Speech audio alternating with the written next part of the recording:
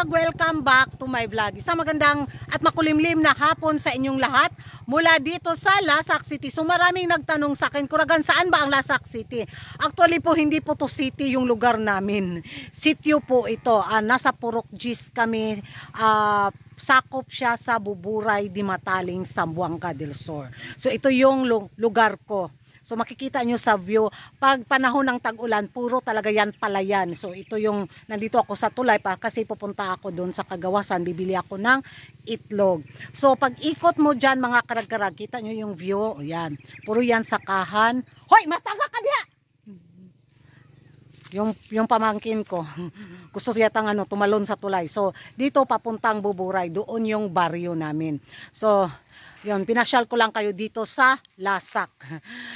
Yung city kasi, yung ano ko lang yan, pa-joke-joke ba, ito yung Lasak City. O, di ba? Para pak yung dating. So, malayo ako sa kabihasnan.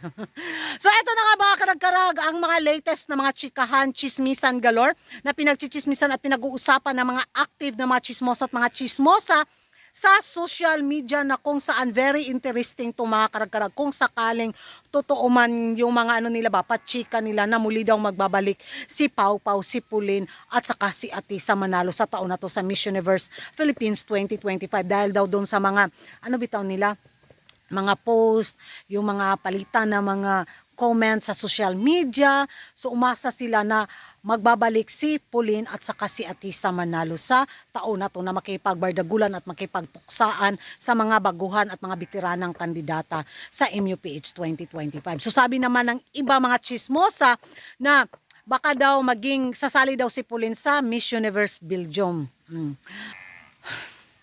Magiging reaction ko mga karag-karag no, tungkol nga dito sa mga pachika na mga chismosa at mga chismosa. Pagpahingahin muna nila si Pau Pau. Wala nang dapat pang patunayan si Pauline sa mundo ng beauty pageant na irepresenta na niya ang Pilipinas sa international pageant. Naging first runner-up na siya sa Miss Supranational, di ba?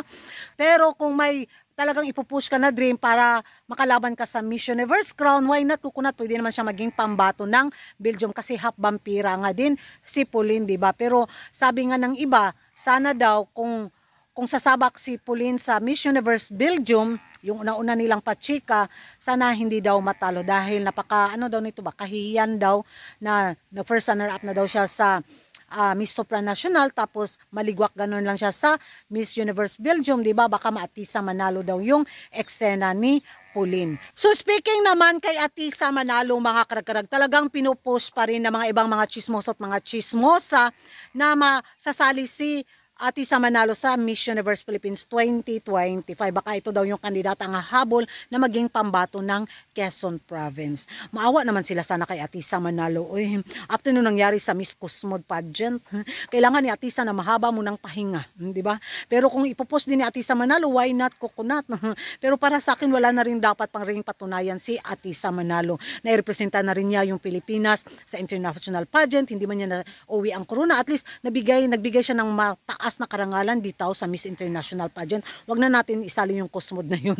'Di ba? So kung sakaling sasabak man siya, hala push pa rin. Pero kung hindi man, ay siguro deserve din ni Atisa Manalo ang good rest sa mundo ng beauty pageant. So yan lang ay sa sariling opinion ko lang mga karag-karag.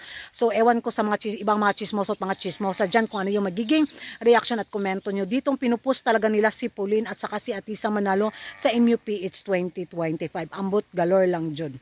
Hi! Magingay tayo sa comment section at kung hindi ka pa nakapag-subscribe sa YouTube channel ko, don't forget to like and subscribe.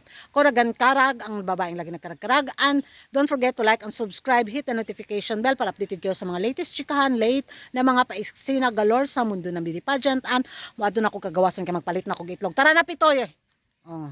Bitbit mig choice sa itlog mga karag-karag. Tara!